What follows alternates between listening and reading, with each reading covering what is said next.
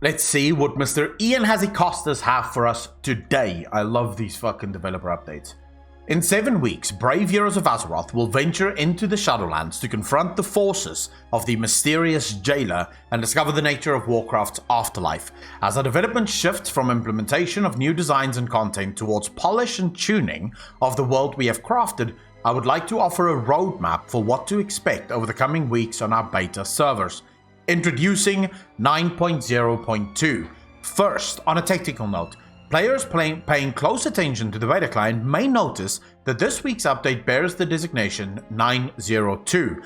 Unlike recent expansions, this time around, we will have not one but two client updates, aka patches, in the weeks prior to the official release of the expansion. That's interesting. Why two patches? Development of Shadowlands specific content, the zones and dungeons of the Shadowlands Covenant, etc., will proceed with weekly beta updates in the 9.02 branch, while our public test realm runs patch 9.01. This approach allows us to get features like the new character customization options and the streamlined leveling experience into your hands sooner in 9.01, while allowing the team the maximum possible time to keep polishing the level 51 to 60 Shadowlands experience in 9.02. Oh, that actually fucking works. Just FYI. I like this.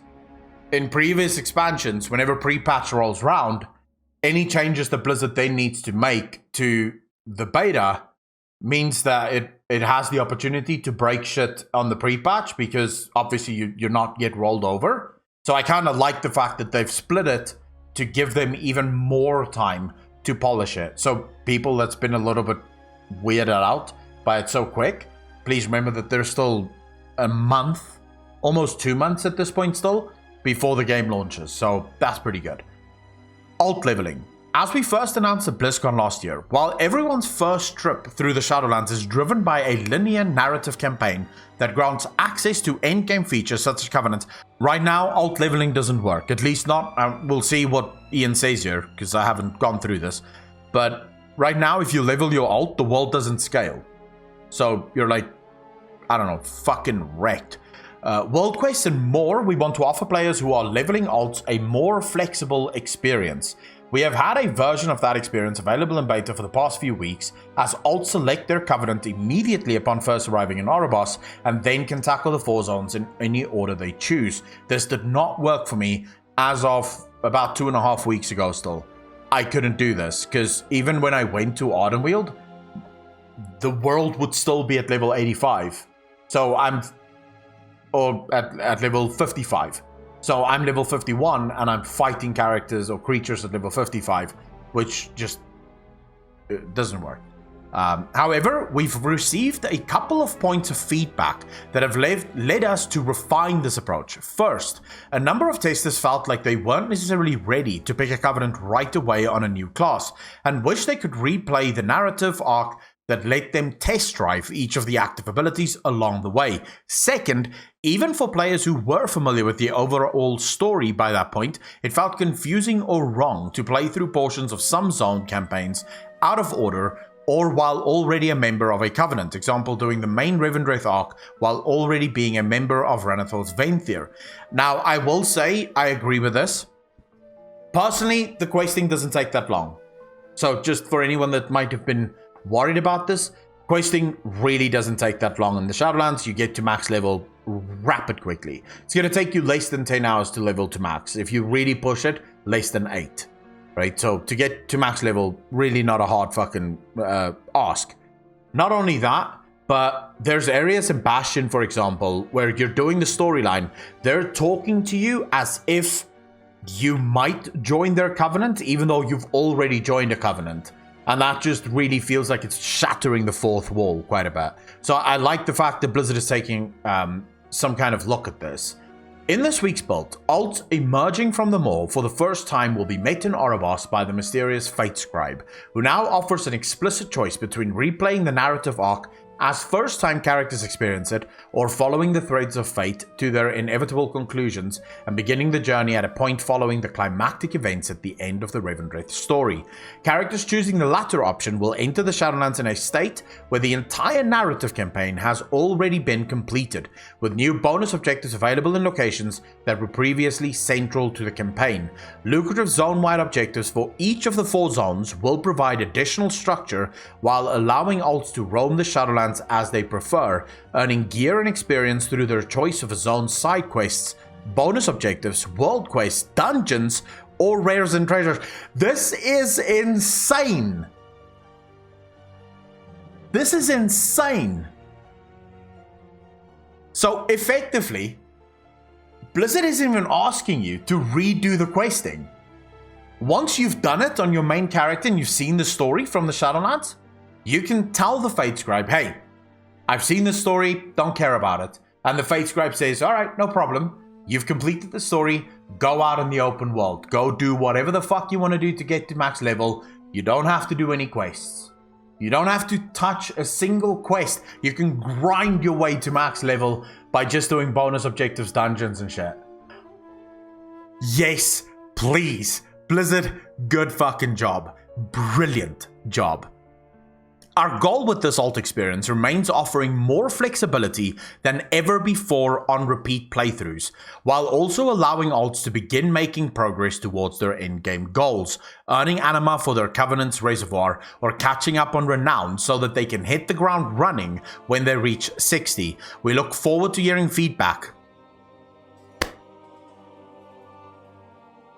Your catch-up already starts in the leveling process, ladies and gentlemen. This is quite literally what this means. You already start gearing, you already start collecting your max level Covenant stuff while you're leveling. So you don't have to waste the time doing the same shit over and over again, and all of a sudden, World of Warcraft's questing has become the greatest thing ever. Like, Shadowlands questing has now become the greatest thing ever because you only want to do it once. You only need to do it once. This is by far the most alt-friendly change that Blizzard have ever made. Ever.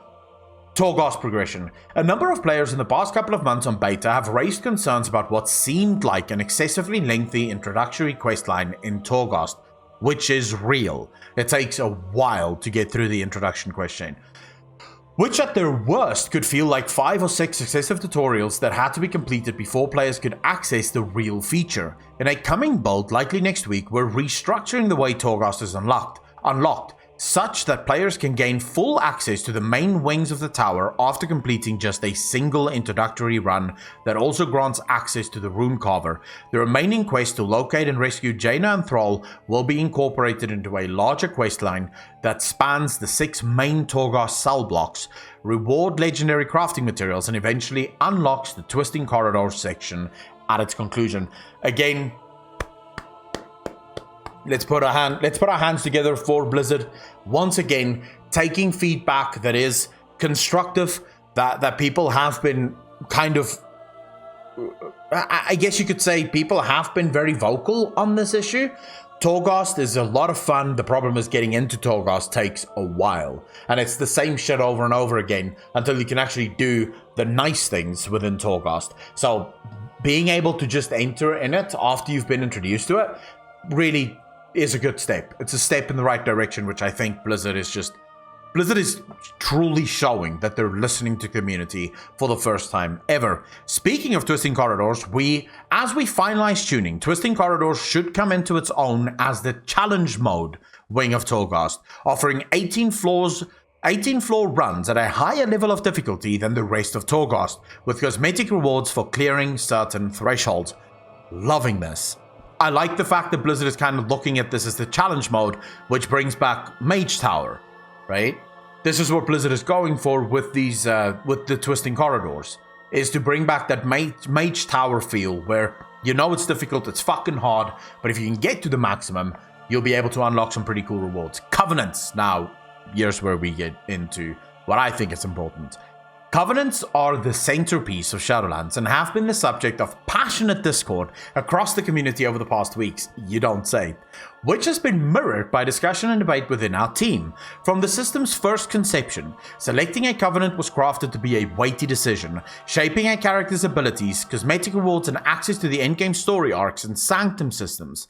A weighty decision, almost by definition, comes with some amount of stress, whether anxiety about making the wrong choice or just evaluating various pros and cons and wishing there were a way to just get the best of all worlds. I would say on this point, I just want to point out to Ian, if the covenants really were meant to be a weighty choice, then they would have changed the way we play the game. They do not. Your covenant changes nothing about the story. The only choice really locked you into the covenant campaign, which is just the story of that covenant, but the world does not react to you. So while you make it feel weighty, because yes, you'll lose out on so much personal power based on the covenant that you choose, that's the only thing that adds weight to the covenants right now. The covenants themselves, outside of player power, remove player power, and the covenants aren't even a fucking choice. It's whatever you like most. There's no downsides to the covenant that you choose outside of player power. In designing this system, we've done what we can to minimize the burden of regret. Those measures should be fully enabled by next week's beta release. While picking a covenant at the end of your journey to max level is a weighty choice, it is not a permanent one. If you find that, whatever the reason, you are unhappy with your initial covenant pick at level 60, you need only return to Oribos and you can immediately switch to a different one. Now, if you later wish to rejoin a covenant that you have left, that is slightly more involved. There is a path to redemption consisting of a series of 2 weekly quests to atone for breaking your vow and to rededicate yourself to that covenant's cause. These quests are now available for testing in beta. They are still being tuned, but the intent is that they are largely ceremonial rather than feeling like an arduous grind. This does not address the original concerns. Yes, it's easy to switch. Okay. No problem. We've all accepted that. You have to start over. That's the problem. I don't carry the covenant. The covenant system doesn't carry from one covenant to the next. If you're Renown level 50 or level 60 on your main character, right, or let's say on the Necrolords, right, then that's not going to feed right back into the Night Fae. Your renowned stakes. We have also taken steps to ensure that a player who switches covenants, as well as one who reaches max level later on in the expansion, never feels permanently behind as a result. Renown measures the strength of a player's connection to their covenant and is the main vehicle for unlocking additional soulbind powers and various covenant perks and rewards. Players primarily earn Renown via weekly quests and gather anima from across the Shadowlands and to rescue souls from the maw and restore them to their rightful place in the covenant. If a player has missed any of those quests, however, they will find that they can earn Renown directly through a range of activities such as dungeons, world quests, and PvP until they get fully caught up. This system will be functional in beta in the coming weeks. Renown is with your own covenant. This is why Blizzard has included so many catch-up mechanics. Blizzard included all these catch-up mechanics because if you are level 50 with the Necrolords and you do want to switch to the Night Fae, you are 0 with the Night Fae, right? And when that happens, when that happens, you now have catch-up to get to level 50, rather quickly. But that still means that a lot of people get fucked. Especially considering, and I've explained this multiple times, it seems like Blizzard really doesn't get this. They've done all this amazing stuff here, right? Torghast is amazing. All the changes to alt leveling is amazing. But then they hammer and hunker down on this covenant. Now, we'll see next week. I will test all of the counterweights that Blizzard apply to the covenants to make sure that you don't really feel like you're missing out, even though there are dead covenants. I'm just warning all of you right now. There are covenants that's completely dead for classes out there. Where, for example, if you're a warlock and you're going Kyrian, the fuck are you doing? The Kyrians offer you nothing. It's a complete useless covenant for warlocks. At least for affliction and for destruction. Miserable. Doesn't mean anything. Night Fae, pretty useless. Doesn't do much. So at the end of the day, there are dead covenants for every single one of the factions, or for every single one of the classes. The fact that Blizzard is doing this, we'd have to see what the counterweights are, but I can already tell you it's not going to be enough. This also puts Blizzard in a pretty weird situation, which is the one thing that no one fucking talks about, but everyone should be talking about. Blizzard will be forced to stick with whatever is the base classes at the beginning of the expansion. They will not be able to make any changes to classes after the launch of the expansion. Why do I say this? Imagine Demonology Warlock, or let's say Fire Mage. Imagine Fire Mage is the top DPS spec for mages. Top DPS spec. It destroys the other two specs. But Fire Mages want to be part of Necrolords. The base covenant for a Fire Mage is the Necrolords. If halfway through the expansion Blizzard buffs Frost, all of those Fire Mages that have spent all that time leveling up their Necrolords or their Vaintier is now scruffed. Because now they're forced to move to a different covenant because Frost is now better and Frost requires fucking Kyrian. So now they have to swap. In my opinion, this is the worst decision Blizzard can make. And this is not just going to affect the top 1%. Giant Rat Guy, you could not be more wrong. You should actually apologize for saying that in the first place. This is going to affect about 40% of the player base. Anyone that tries to get into a pug group, whether it be normal, heroic, or high level, everyone is going to be affected by this. Because you're going to apply for a pug. The pug group is going to see, oh my god, he's Kyrian as a warlock. Leave. We won't even invite him. You're not going to get into Mythic Pluses. This is not just the top 1%. In fact, I think the top 1% is going to be the least affected by all of this. Because they do crazy shit anyways, right? In short, a player who regrets their Covenant choice and who wants to change their mind should be able to do so straightforwardly at any point during the expansion and will be able to reach a state with no long-term drawbacks or disadvantages compared to someone who had been in that Covenant all along. The problem is it won't be instant, and this is what I think Blizzard doesn't seem to understand. Because let's be real, patches launch usually on reset days. If I have a raid on Wednesday night and we have reset on Wednesdays, the new patch goes live and all of a sudden my Destruction Warlock is now the top Warlock spec, but I've been Affliction this whole time and now I have to switch Covenant. I'm not going to be with my Renown where I need to be by the evening, right? So I'm going to be stuck either in a miserable Covenant with almost no Soulbinds or Conduits, or I'm going to be fucking stuck in the old Covenant with just a miserable Link or power level because I'm the wrong spec for the wrong fucking Covenant. Do you guys see why this is so frustrating? Does it make sense why Blizzard should just cancel the player power linked to Covenants? Because they're creating so many obstacles that's just gonna leave people feeling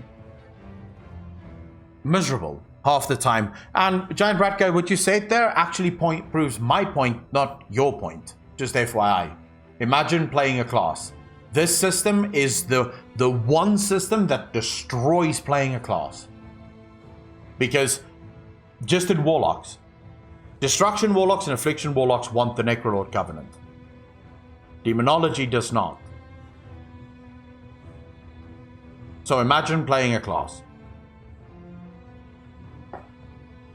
We've also heard from many players who, rather than being worried about regretting their choice, would prefer that they not have to choose at all. They have advocated that we offer a way to switch among the various active abilities offered by Covenants without friction, but these Covenant systems are thoroughly intertwined. Covenant abilities are more modified by the Covenant-specific conduits and soulbinds. Most of those soulbinds, in turn, are locked through Covenant-specific narrative campaigns. Granting access to one of these without the other would lead to an incomplete or confusing result. In short, pulling on that thread, or cord as it were, would unravel the entire fabric of the system. Even so, we would embrace the work required to rebuild the Covenant system. So in other words, they never really had the ability to pull the ripcord in the first place, which means when Ian said, we have the ability to pull the ripcord to Balula, he was lying. He just confirmed this. he told Balula, we have the ability, we have everything in place to pull the ripcord, but you don't. You'd be more than happy to put in the work, so we're going back to BFA. You did put in the work to fix the Azerite system. It took you 2 patches. It took you the whole of patch 8.0.5, 8.1, actually also 8.15 to fix the bullshit system that you refused to fix when we told you that it's a bullshit system in the beta. And again, we've told you this is a bullshit system. This system is going to fuck you over. And again, you've said, no, no, no, we'll stick. Ian, I'll see you in patch 9.1.5. When you have finally done what I've said you should have done months ago. And then everyone will go, oh my god, look at Blizzard. They're listening to us. They should have listened when it mattered. But anyways, we'll go live with the system. People will regret their choices. None of this matters. But anyways, before starting an arena match, engaging in raid boss, or entering a dungeon, a character in Shadowlands can change their specialization, talents, and PvP talents if appropriate. Legendary item, other equipment, active soulbind, and chosen path within that soulbind. When it comes to customizing your loadout, the set of tools you're going to take into a given encounter, WoW offers more options than ever before, and you can almost entirely reshape your character on the fly to suit the moment. But as malleable as those choices are, none of them, other than perhaps your specialization, defines your character. They aren't who you are, but rather what you happen to be doing at any given time. Rather than add yet another layer to that decision matrix, we're trying to do something different here and let players more meaningfully define their character's identity. The problem is that what doesn't make sense here, and what Ian doesn't get, and what literally none of the developers for Blizzard get, and I personally think it has to do with the fact that almost every single developer that works for Blizzard has 3 fucking jobs. So they don't even have time to play their own game. They quite literally just have to work 3 jobs. So that's why they don't know what this choice or what this system is actually going to be. Because in my personal opinion, what this system is going to be, what Ian doesn't seem to get, is there's player power involved. There are websites that track your player power and compare you to other people. As soon as that is there is no, we're trying to do something different here and let players more meaningfully define their character's identity. What even are you talking about? What? Not in WoW, bro. This is not that game. There is a cookie cutter, and everyone will be forced to play by the cookie cutter, play by the rules, unless they be replaced. That's just how it is. This is unfortunate, but that's the game. And set themselves apart from others who play the same class. And that identity entails a blend of aesthetic preferences, narrative experience, and mechanical strengths and weaknesses. From the earliest sketch designs of the Covenant system, our goal was for the answer to what do you play in Shadowlands to be Kyrian Paladin or Venthyr Paladin rather than just Paladin. But that's exactly what your system doesn't do, Ian. Because I'm not a Necrolord Warlock. I'm a Necrolord Destro Warlock, and I'm a Necrolord Affliction Warlock, and I'm a retard if I'm a Necrolord Demonology Warlock. Like, the R should be giant. As soon as you choose Necrolord as a Demonology Warlock, there should be, are you sure you want to be a retard? And then if you click yes, that's your fucking problem. Right? You were warned. But that's the problem here. It's not about being a Paladin or a Warlock. Your system literally favors some specs over others. So it doesn't even do what you think it does, rather than just Paladin. And given the central role of combat and power progression to World of Warcraft as a whole, achieving that goal for most players requires that there be player power implications to Covenant choice. Yes, because Covenant choice means nothing outside of the player power. This is literally the only thing that gives it weight. Nothing else grants weight to the Covenant choice. It's just the player power. None of this is to say that development on Covenant and their powers is finished, or that we are not open to further changes. Far from it. We understand that when we offer a choice between competing packages of strengths and weaknesses, if we're not careful, especially given social and community pressures, weaknesses can easily overshadow strengths. The satisfaction of having an edge in one type of content doesn't make up for the frustration of being excluded entirely from participating in another. But while tearing down the entire system may seem to some like the simplest way to avoid that pitfall, we're committed to working with the community to ensure that players feel viable regardless of their Covenant choice. You have never been able to do this. This is a pipe dream that World of Warcraft has always believed that they should be able to get, and it's never worked. So in my personal opinion, Blizzard, you're setting yourselves up for failure. You're taking the road most traveled, and it always ends the same, with players going, "The fuck were you thinking?" And Blizzard going, "We apologize. We made a mistake." And players going, "But we told you this was a mistake." Yeah, but now.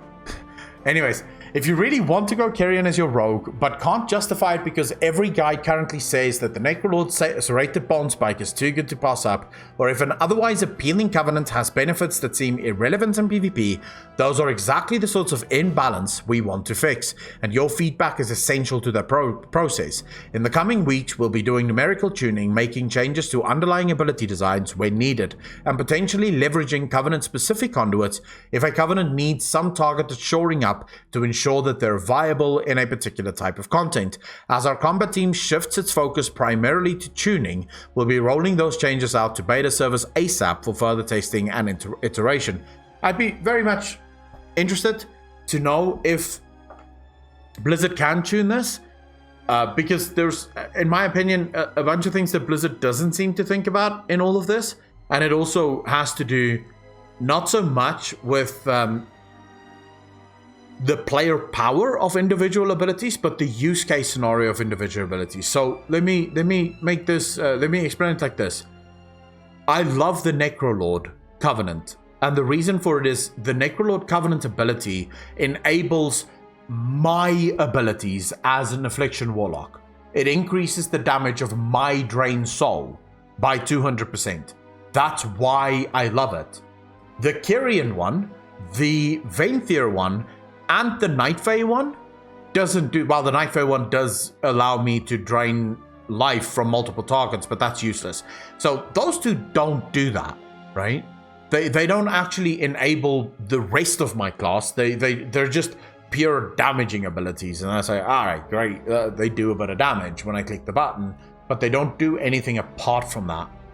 So just on that, there's no way to actually balance these. There's no way to actually balance these things, because there's also the fun factor where the Necrolord Covenant ability is actually fun, whereas all the others suck dick. Anyways, PvP itemization. We have been following the constructive feedback about the range of gear available on our PvP vendors, and we agree with the underlying concerns. While WoW is an interconnected ecosystem of different contents and systems, and we feel that the very strongest characters should be the ones who participate and excel in a wide range of activities, each individual progression path should offer the majority of the tools required for success in that path. The current PvP vendors fall short of that goal. We are considering a few different solutions, such as reworking the stat coverage of the vendor gear and or providing PvP specific bonuses through those items. As soon as we've settled on a direction, we'll share our plan for feedback and get the changes up on beta for testing. Sockets.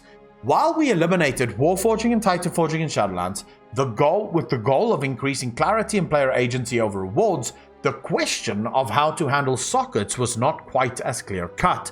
A certain critical mass of sockets across all player gear is essential to support jewel crafting as a player profession, and in recent expansions, the chance for any endgame item to upgrade to a socketed version gave players of all playstyles the opportunity to interact with the jewel crafting trade skill. At the same time, sockets unquestionably constitute power and can be every bit as impactful as Warforging.